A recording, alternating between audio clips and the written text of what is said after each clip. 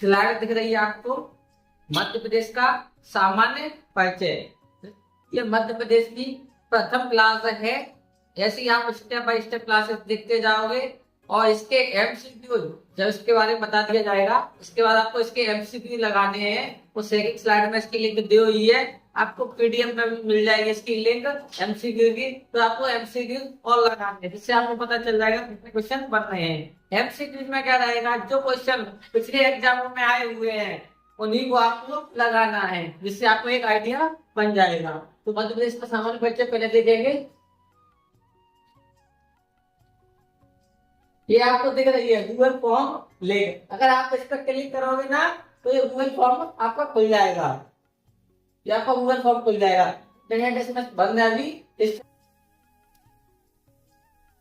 इसमें से आपको एमसीक्यू लगाने हैं। मैं आपको टेलीग्राम ग्रुप में डाल दूंगा इसकी लिंक, वहां से भी आपको मिल जाएगी।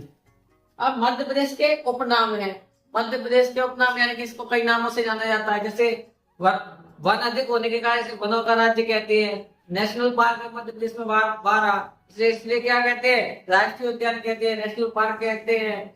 वुल्फ स्टेट कहा जाता है इसे, टाइगर स्टेट कहा जाता है, हृदय प्रदेश कहा जाता है। हृदय प्रदेश किसने कहा था, तो जवाहरलाल नेहरू जी ने मध्य प्रदेश को क्या कहा था, हृदय प्रदेश कहा था। तेंदुआ राज्य कहते हैं, टाइगर राज्य कहा जाता है, गिद्ध राज्य, और क्या क्या चीता राज्य कहते हैं, तेंदुपत्ता राज्य भी कहते हैं, घड़ियाल राज्य कहते हैं, और नदियों का मायका कहा जाता है, हीरा प्रदेश कहा जाता है। ये मध्य प्रदेश के उपनाम हैं।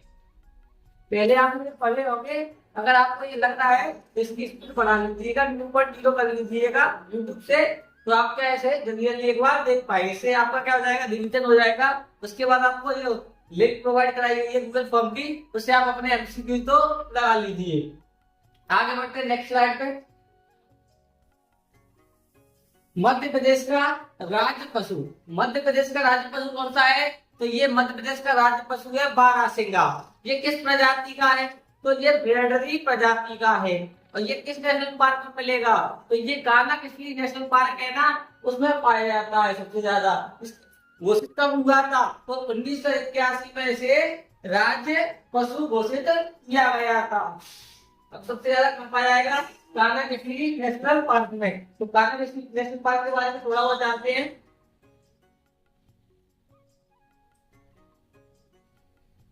कान्हा किसली पार्क 1955 में ये नेशनल पार्क बना था।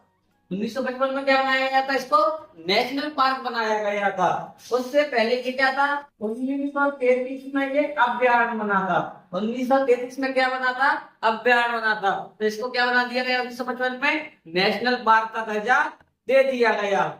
इसमें एक योजना भी चल रही है, पार्क इंटरप्रिटेशन योजना। पार्क इंटरप्रिटेशन योजना, पार्क इंटरप्रिटेशन योजना चल रही है। ये चल रही है अमेरिका के सहयोग से, अमेरिका के सहयोग से चल रही है। ये कान्हा किसली नेशनल पार्क है, किस जगह मिलेगा आपको, ये है मंडला में। कान्हा किसली नेशनल पार्क कहाँ पे, तो ये मंडला में स्थित है। ठीक है, इसका ये चीज दिख रहा होगा, ये किसने बनाया था, ये रोहन चक्रवर्ती ने बना तैयार किया था। आगे चलते हैं। राज्य पुष्प, तो राज्य पुष्प कौन सा है मध्य प्रदेश का, तो राज्य पुष्प है सफेद लिली। इसे वाटर लिली के नाम से भी जाना जाता है। इसका वैज्ञानिक नाम है विलियम कैंडिडम।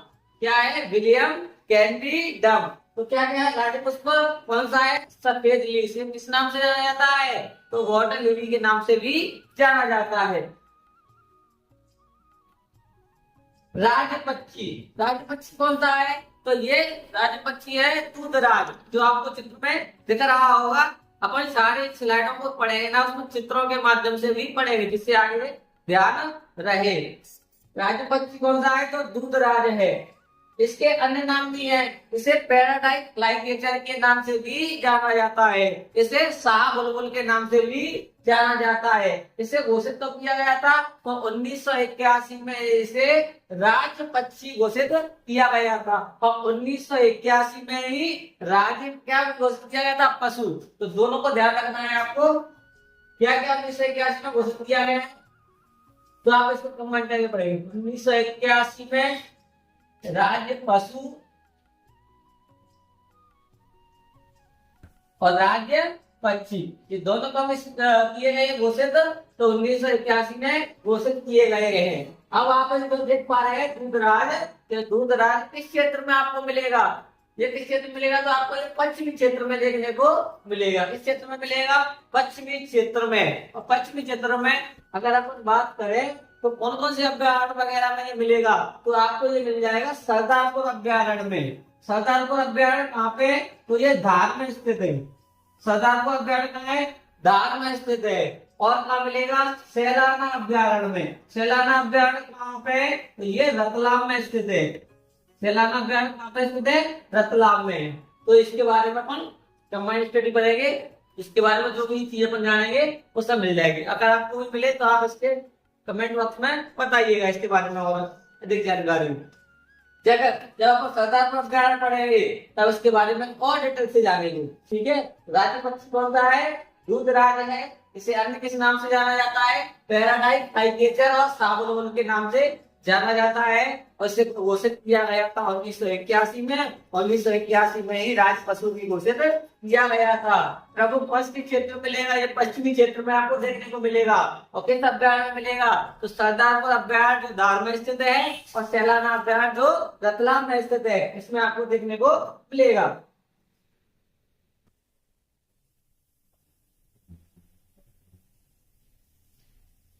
राज्य मछली, तो राज्य मछली कौन सी है? महासीर। कौन सी है?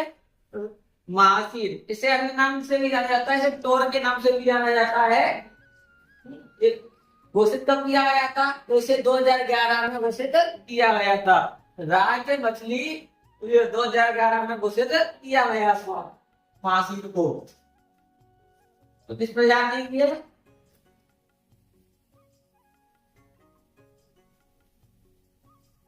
तो ये टोर प्रजाति की, इसीलिए टोर के नाम से भी इसे जाना जाता है। इसका संरक्षण कहाँ मिलेगा? वहां पे इसका संरक्षण किया जा रहा है। तो ये पेड़वा डैम है। पेड़वा डैम कहाँ मिलेगा? ये भोपाल के पास मिलेगा आपको। भोपाल के पास। इसमें आपको इसका क्या किया जा रहा है? संरक्षण किया जा रहा है।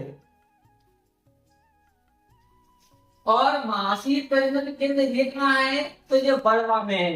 महासीर प्रजनन केंद्र कहाँ पे? तो बड़वा में है।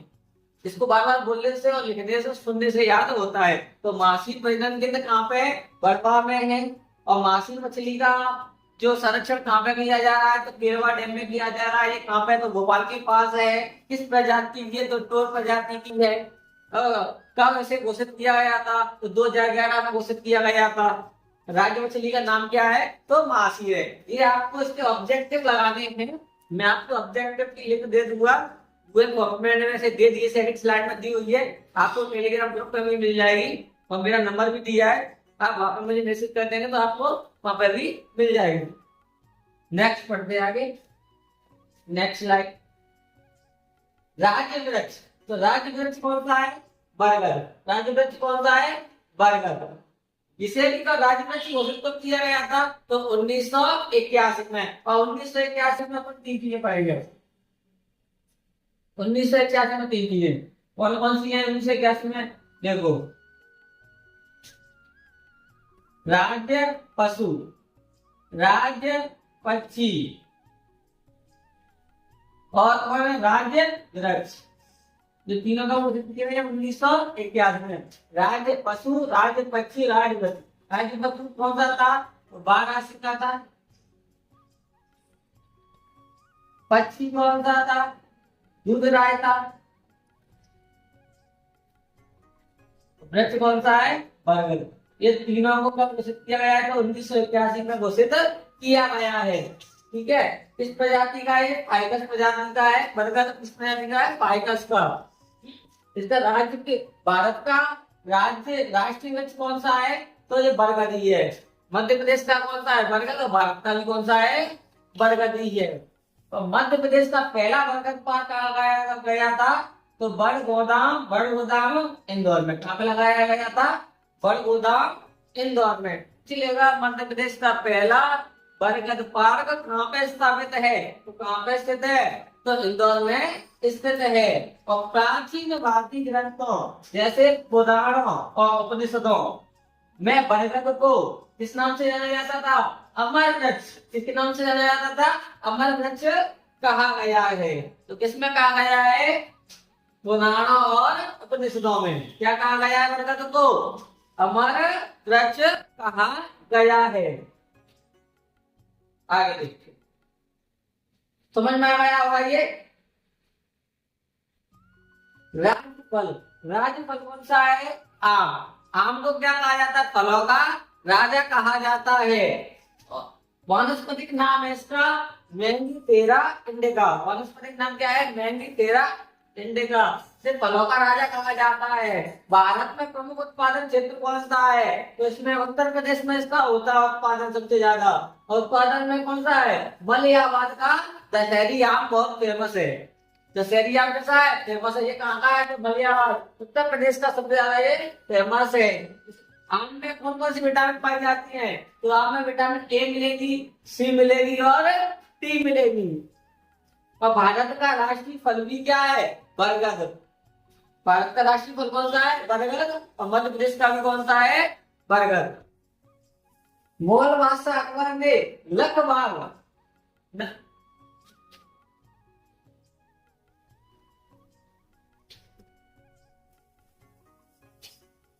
अकबर ने क्या किया था? लखबाग नामक आम का बाग लगाया। क्या लगाया था? लखबाग नामक आम का बाग लगाया, जिसमें क्या था? लगभग 1 लाख पेड़ थे। इसको ज्यादा करना, किसने लगाया था? ये अकबर ने लगाया था। कौन सा लगाया था? लखबाग। जो आम का बाग था उसमें कितने पेड़? 1 लाख पेड़ थे। और आम अनुसंधान केंद्र कहाँ है मध्य प्रदेश में? तो आम अनुसंधान केंद्र मध्य प्रदेश में रीवा में है। रीवा में भी कहाँ है? गोविंदगढ़ में। तो आम अनुसंधान केंद्र कहाँ पे है? तो ये रीवा में है। रीवा में कहाँ है? गोविंदगढ़ में। जब अनुसंधान पढ़ेंगे अपन, रिसर्च पढ़ेंगे, रिसर्च सेंटर, तब आप इसके बारे में और अधिक जानकारी की कब स्थापित हुआ था और इसके बारे में अधिक जानकारी के पढ़ेंगे उसी में। Next slide. राज्य खेल। राज्य खेल कौन सा है? मलखम्ब है। मध्य प्रदेश का राज्य खेल कौन सा है? मलखम्ब है। इसे घोषित कब किया गया था? तो इसे 2013 में घोषित किया गया था। और राज्य मछली को घोषित किया गया था 2011 में। और जो खेलों का घोषित किया गया है 2013 में। मलखम्ब अकादमी। अब मलखम्ब खेल है तो इसकी अकादमी होगी। तो कहाँ पे स्थापित है अकादमी? तो ये उज्जैन में स्थापित है। इसमें कौन सा पुरस्कार दिया जाता है मलखम्ब खेल में? इसमें कौन सा पुरस्कार दिया जाता है? इसमें पुरस्कार दिया जाता है प्रभात जोशी सम्मान। कौन सा दिया जाता है? प्रभात जोशी सम्मान दिया जाता है। ये प्रभात जोशी कौन थे? तो ये खेल पत्रकार थे। कौन थे? पत्रकार थे। और खिलाड़ी, इस खिलाड़ी को मिला है राष्ट्रीय मलखम्ब पुरस्कार। तो ये रचना यादव है। किसको मिला है? रचना यादव। रचना यादव है। रचना यादव को 2024 में राष्ट्रीय मलखम्ब प्रतियोगिता में स्वर्ण पदक प्राप्त हुआ है। स्वर्ण पदक प्राप्त किसको हुआ है? तो रचना यादव को। लिख लेना इसको, स्वर्ण में लिख लेना है। रचना यादव 2024 में स्वर्ण पदक प्राप्त हुआ है मलखम्ब में। ऐसे करें, ठीक है। और स्कूलों में एक भारत श्रेष्ठ भारत योजना के तहत मलखम्ब को फिटनेस गतिविधि के रूप में जोड़ा गया है। ठीक है। जब अपन इसमें अकादमी पढ़ेंगे तब भी इसके बारे में और जानेंगे। इसमें कितनी राशि दी जाती है।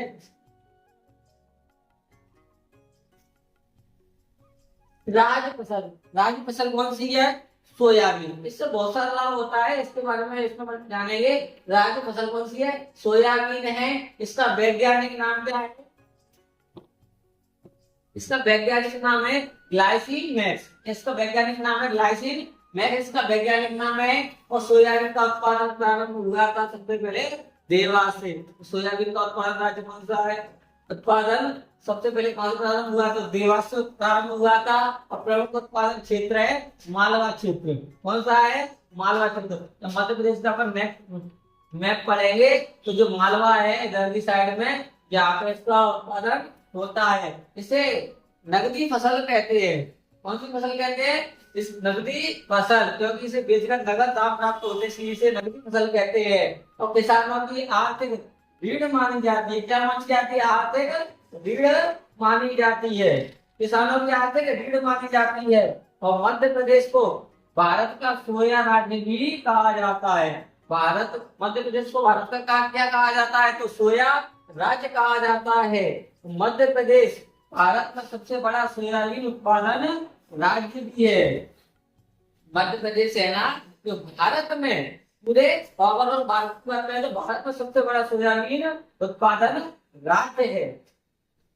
आगे बढ़ते हैं नेक्स्ट है।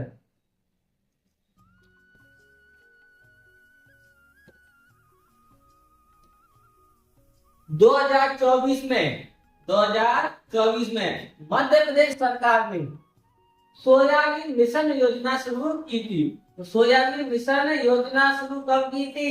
तो 2024 में। इसने की थी मध्य प्रदेश सरकार ने, जो करंट से रिलेटेड है। ठीक है। और भारत सरकार की कौन सा है? राष्ट्रीय खाद्य तेल मिशन। भारत सरकार का राष्ट्रीय खाद्य तेल मिशन के अंतर्गत मध्य प्रदेश को मुख्य केंद्र राज्य घोषित किया गया है। ये वाली योजना है राष्ट्रीय खाद्य तेल मिशन के अंतर्गत मध्य प्रदेश को मुख्य केंद्र राज्य घोषित किया गया है। और इंदौर में क्या है? 2024 में सोया फूड फेस्टिवल आयोजित किया गया। 2024 में इंदौर में फेस्टिवल आयोजित किया गया, सोया फूड फेस्टिवल, जिसमें 20 से अधिक देशों ने भाग लिया। इसमें कितने देशों ने भाग लिया था? तो 20 से अधिक देशों ने भाग लिया था। ये इंदौर में आयोजित हुआ था 2024 में। इसका नाम था सोया फूड फेस्टिवल। और भोपाल स्थित सोया रिसर्च सेंटर। कैसे क्वेश्चन पूछ लेता है कि सोया रिसर्च सेंटर कहाँ पे स्थित है? तो कहाँ पे स्थित है? ये भोपाल में स्थित है। और 2025 में नई उच्च उपज वाली किस्में विकसित की। भोपाल में स्थित है सोया रिसर्च सेंटर। इसमें 2025 में नई उच्च उपज वाली किस्में विकसित की। 2025 में इससे नई उच्च उपज वाली किस्में विकसित की है। तो ये पूछ सकता है, कैसे पूछ लेगा कि सोया रिसर्च सेंटर कहाँ पर स्थित है? तो ये भोपाल में स्थित है, इतना पूछ लेगा।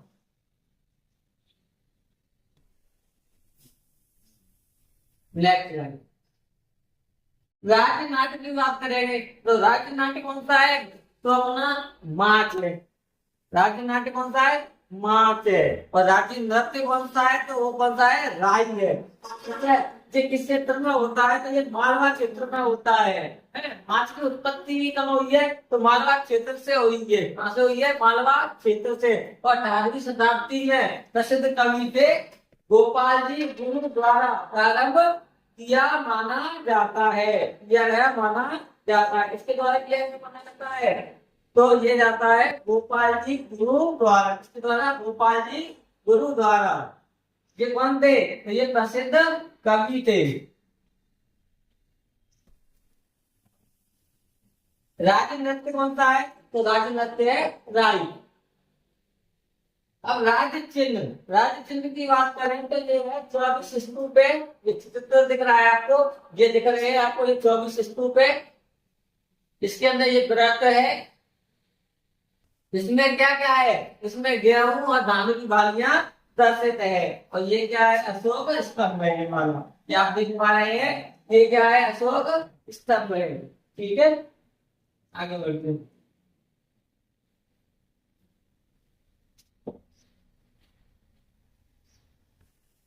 राज्य गान कौन सा है? तो राज्य गान है शुभ का दाता सबका साथी। इसके रचनाकार कौन है? तो महेश श्रीवास्तव है जो इसके रचनाकार है। इसको गाया किसने था? तो शांतनु शान ने गाया था। ये आपको चित्र में देख पा रहे हैं, इन्होंने इसको क्या किया था? इसको अपनी आवाज दी है। अब मध्य प्रदेश में लोकसभा सीटों की बात करते हैं। तो मध्य प्रदेश में लोकसभा सीटें कितनी है? सबसे पहले लोकसभा के बारे में जानते हैं। लोकसभा में चुनाव होते होंगे, आपने देखा होगा। तो चुनाव होते हैं तो मध्य प्रदेश में कितनी सीटों पे होते हैं? तो मध्य प्रदेश में 29 सीटें होती है ना लोकसभा की, उन पर चुनाव होते हैं। तो मध्य प्रदेश में लोकसभा की सीटें कितनी है? 29 है। अगर बात करें लोकसभा की टोटल सीटें कितनी होती हैं, बताएंगे? तो लोकसभा की जो निर्वाचन की सीटें होती है, जिन पर निर्वाचन होता है यानी चुनाव होता है, तो वो होता है 545 सीटों पे निर्वाचन होता है। उनमें से 29 सीटें मध्य प्रदेश से चुनकर जाती हैं। मध्य प्रदेश की मध्य प्रदेश की लोकसभा है मध्य प्रदेश की, केवल भारत की लोकसभा होती है। लोकसभा में इसकी कालीकरण कैसा होता है? तो आप चित्र में देख पा रहे होंगे काली में इसका रंग कैसा होता है? हरा होता है। और यहाँ पे जो बैठा है, यहाँ पे जो बैठे रहते हैं लोकसभा अध्यक्ष। वर्तमान में लोकसभा अध्यक्ष कौन है? तो वर्तमान में लोकसभा अध्यक्ष है ओम बिरला। कौन है वर्तमान में अध्यक्ष? ओम बिरला। ये कहां से है? तो कोटा राजस्थान से अध्यक्ष है।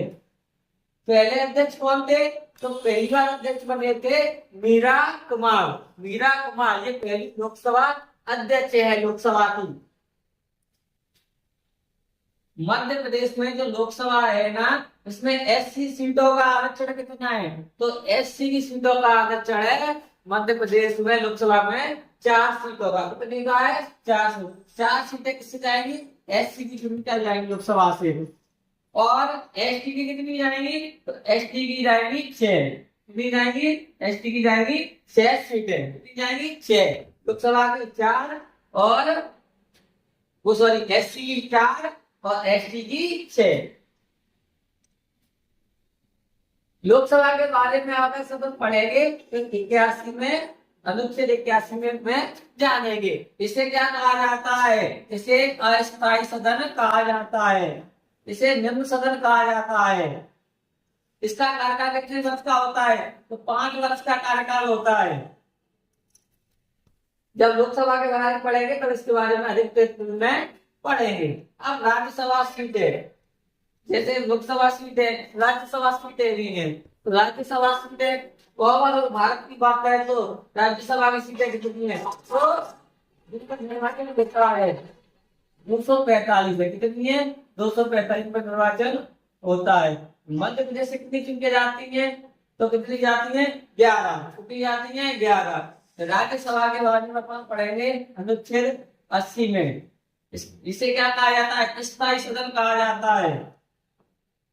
इसे विद्वानों का सदन कहा जाता है।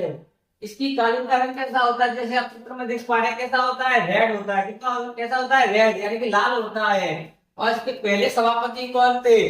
डॉक्टर सर्वपल्ली राधाकृष्णन इसके पहले सभापति थे। वर्तमान में सभापति कौन है? जगदीश धनखड़ इसके वर्तमान में सभापति हैं। ये आप देख पा रहे हैं ये चित्र, सर्वपल्ली राधाकृष्णन का है। ये जगदीश धनखड़ जी। राज्यसभा का कार्यकाल कितने वर्ष का होता है? ये आप कमेंट बॉक्स में बताइएगा। राज्यसभा का जो सभापति होगा वही क्या होता है? भारत का उपराष्ट्रपति होगा। भारत का उपराष्ट्रपति होगा। राज्यसभा का सभापति क्या होता है? भारत का उपराष्ट्रपति होता है। विधानसभा की सीटें, तो विधानसभा की सीटें कितनी है? 230। जैसे भारत में तो होती है लोकसभा राज्यसभा, मध्य प्रदेश में और राज्यों में होती है विधानसभा और विधान परिषद। मध्य प्रदेश में केवल विधानसभा है, विधान परिषद गठित नहीं है, इसलिए अपन विधान परिषद के बारे में नहीं जानेंगे, विधानसभा के बारे में जानेंगे। विधानसभा की सीटों की संख्या 230। पहले अध्यक्ष कौन थे विधानसभा के? तो कुंजीलाल दुबे। ये आप चित्र में देख पा रहे हैं ये कुंजीलाल दुबे ये इसके पहले अध्यक्ष थे। वर्तमान में अध्यक्ष कौन है? श्री नरेंद्र सिंह तोमर, ये वर्तमान में इसके अध्यक्ष हैं। विधानसभा, विधानसभा का कार्यकाल कितने वर्ष का होता है? तो 5 वर्ष का इसका कार्यकाल होता है। ठीक है। मध्य प्रदेश में विधानसभा से एससी की कितनी सीटों का आरक्षण है? एससी की तो 36 सीटों का आरक्षण है और एसटी की 42 सीटें, यानी कि एससी की 36 सीटें विधानसभा की है और 42 सीटें एसटी की है। ठीक है। और ये टोटल सीटें कितनी है? 230 है। पहले अध्यक्ष कौन थे? कुंजीलाल दुबे और वर्तमान अध्यक्ष कौन है? नरेंद्र सिंह तोमर है। नेक्स्ट, अब जिलों की संख्या देखते हैं। मध्य प्रदेश में जिले कितने हैं? तो वर्तमान में 55 जिले हैं। 2023 से पहले देखिए तो उसमें कितने जिले थे? 52 जिले थे। क्वेश्चन पूछता है कि 2023 से पहले मध्य प्रदेश में जिलों की संख्या कितनी थी? तो 52 थी। वर्तमान में कितनी है? 55 है, क्योंकि 3 नए जिले बन चुके हैं 2023 में। अब देखते हैं कौन कौन से बने हैं। 52वां जिला बना था निवाड़ी, किससे होगा? सॉरी, 52वां जिला बना था निवाड़ी, टीकमगढ़ से अलग हो गया। कब बना था ये? 2018 में। तो 2018 से पहले जिलों की संख्या कितनी थी? 51। ठीक है। 53वां जिला बना था मऊगंज, किससे अलग होकर बना था? तो ये रीवा जिले से अलग होकर बना था। कब बना था? 2023 में। और 2023 में 3 जिले बने हैं। छिंदवाड़ा से अलग होकर पांडुना और सतना से अलग होकर बना है मेयर। पांडुना बना था 54वां जिला, 55वां जिला बना था मेयर। और क्षेत्रफल की बात करें तो क्षेत्रफल में मध्य प्रदेश का दूसरा स्थान है और पहले स्थान पर कौन है? क्षेत्रफल में तो राजस्थान पहले स्थान पे है।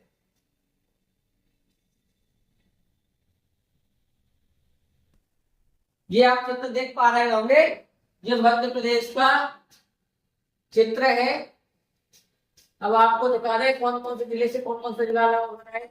ये है रीवा, रीवा, रीवा से कौन सा अलग हुआ है? मऊगंज, ये वाला मऊगंज। ये 2023 में अलग हुआ था। और 2018 में कौन सा हुआ था? तो टीकमगढ़ अलग हुआ था, सॉरी निवाड़ी अलग हुआ था। किससे अलग हुआ था? तो टीकमगढ़ से अलग हुआ था। इधर बात करें तो ये सतना से कौन सा अलग हो गया है? मेयर, दोनों पहले एक ही थे। ये 2023 में अलग हुआ है। और ये नीचे अलग हो गया है, छिंदवाड़ा से हो गया है पांडवना। छिंदवाड़ा से कौन सा हो गया? पांडवना। ये 2023 में अलग हुआ था। ये मध्य प्रदेश का मैप है, मैं आपको इसको टेलीग्राम ग्रुप में डाल दूंगा तो आप वहां से इसको रीड कर सकते हैं एक बार। कर्क रेखा, अब कर्क रेखा की बात करें तो कर्क रेखा मध्य प्रदेश के 14 जिलों से होकर गुजरती है। भारत के कितने जिलों कितने राज्यों से होकर गुजरती है? तो 8 राज्यों से होकर गुजरती है। विश्व की बात करें तो विश्व के कितने देशों से होकर गुजरती है? तो ये लगभग 18 देशों से होकर गुजरती है। इनके बारे में चलो जानते हैं। मध्य प्रदेश के 14 जिले कौन कौन से जिलों से अलग होकर गुजरती है? तो सब ये रतलाम, ये दिख रहा है आपको, ये किसको? रतलाम। एनिमेशन के माध्यम से हम देख रहे हैं। ये पहला कौन सा है? रतलाम। दूसरा रतलाम। इसके बाद ये उज्जैन, उज्जैन के बाद तो ये किससे जाती है? आगर मालवा। इसके बाद राजनगर, फिर भोपाल, विदिशा, रायसेन, सागर, फिर दमोह, जबलपुर, कटनी, उमरिया और सहडुल। इसकी एक ट्रिक याद कर लेना। आपको इसको क्या करना है? इसके एक चित्र मैप बनाना, उसमें बार बार इसको बनाना, तो इसमें जिलों को ऐसे करके लिखना, तो आपको एक बार याद हो जाएगी। उसकी ट्रिक है रउआ, राशि, बावरा, सात और दम जब कटनी, उमरा सब। अब कैसे जानेंगे? रा से हो गया रतलाम, रा से रतलाम, उसे उज्जैन, आ से आगर, आगर मालवा, रा से, रा से कौन सा हो जाएगा? राजगढ़, सा से सीहोर, बा से भोपाल, वा से विदिशा, फिर रा से रायसेन, रा से रायसेन, फिर सा को छोड़ दो, द से दमोह, दा से दमोह, दम हो गया दमोह, जा से जबलपुर, क से ये कटनी पूरा है, कटनी, ओ से उमरिया, और सा से शहडोल। ये हो गए मध्य प्रदेश के जो उदाहरण थे। आप याद कर लेना इसको, देखो रहुआ, राशि, बमरा सा, दमजा, कटनी, उमरा सा। तो आपको ऐसे याद हो जाएगा। अगर नहीं है आपको तो एक काम और करना है, इसको मैप को बनाना, ऐसे लाइन से लिखना, पहले रतलाम, फिर उज्जैन, फिर आगर मालवा, फिर राजगढ़, फिर भोपाल, विदिशा, रायसेन, सागर, दमोह, जबलपुर, कटनी, उमरिया और शहडोल। तो बार बार लिख के लिखना तो याद हो जाएगा। ठीक है, भारत के कितने राज्यों से होकर गुजरती है? तो ये 8 राज्यों से। इसकी लेंगे गोराम, चयाप, तिरनी, गोराम, चयाप, तिरनी। तो सब बोलेंगे गोराम, चयाप, तिरनी। ग से हो जाएगा गुजरात, ग से कौन सा हो जाएगा? गुजरात, गुजरात, रा से गुजरात, रा से राजस्थान, रा से राजस्थान, मां से मध्य प्रदेश, मां से मध्य प्रदेश, गोराम, चया, छत्तीसगढ़, इस छत्तीसगढ़, छत्तीसगढ़, छत्तीस, जा से झारखंड, जा से झारखंड, प से गोराम, चयाप, चप्पा से कुछ नहीं है, फिर क्या आएगा? त्रिपुरा और मिजोरम, त्रिपुरा और मिजोरम। प से क्या था? पश्चिम बंगाल, प से क्या था? पश्चिम बंगाल। इसकी है गोराम, चयाप, तिरनी। जैसे झारखंड, प से पश्चिम बंगाल था, तो ये छूट गया था, और त से त्रिपुरा, म से मिजोरम। जो मध्य, जो भारत के 8 राज्यों से होकर जो पत्रिका निकलती है, विश्व के कितने देशों से निकलती है? तो 18 देशों से होकर गुजरती है। अब देखो, कर्क रेखा को 2 बार गुजरात में काटे। जो माही नदी है, जो माही नदी है, जो गुजरात राज्य है, जो कर्क रेखा को 2 बार काटे, जैसे गुजरात राज्य में कर्क रेखा रहती है, मान के चलो जो गुजरात है, यहाँ पे कर्क रेखा आगे जाने करके आती है, तो यहाँ पे क्या करेंगे? माही नदी इसको 2 बार कर देंगे, यहाँ से नहीं, कैसे करेंगे? 2 बार कर दिया। भूमध्य रेखा है, भूमध्य रेखा है, इसको कौन सी देखने का? जायरे, जो जायरे नदी, इसको ऐसे ये 2 बार काट देती जायरे नदी। और मकर रेखा को 2 बार कौन सी काटती है? तो लिम्बोपो, कौन सी काटते हैं? लिम्बोपो। ये भूमध्य, सॉरी, मकर रेखा को 2 बार काटती है। ये 2 बार काटने वाली नदी है। आपसे ये सूत्र लेगा, कर्क रेखा को 2 बार कौन सी नदी काटती है? तो हम बता देंगे माही नदी। किस राज्य में काटती है? तो गुजरात में काटती है। भूमध्य रेखा को 2 बार काटने वाली नदी तो जायरे नदी, और मकर रेखा को 2 बार काटने वाली नदी लिम्बोपो। तब बात करेंगे स्पीड ऑफ कब पूछता है, पर हम एक बार पढ़ लेते हैं। ये तो पूछ लेता है कि क्षेत्रफल कितना है? 3,08,252 वर्ग किलोमीटर। ये मध्य प्रदेश का क्षेत्रफल है। तो भारत का कितना है? में बगल आएंगे 9.38% में कौन है? मध्य प्रदेश है। इसका प्रतिशत है। तहसील की संख्या की बात करेंगे तो 408 टाइप से बदलती रहती है।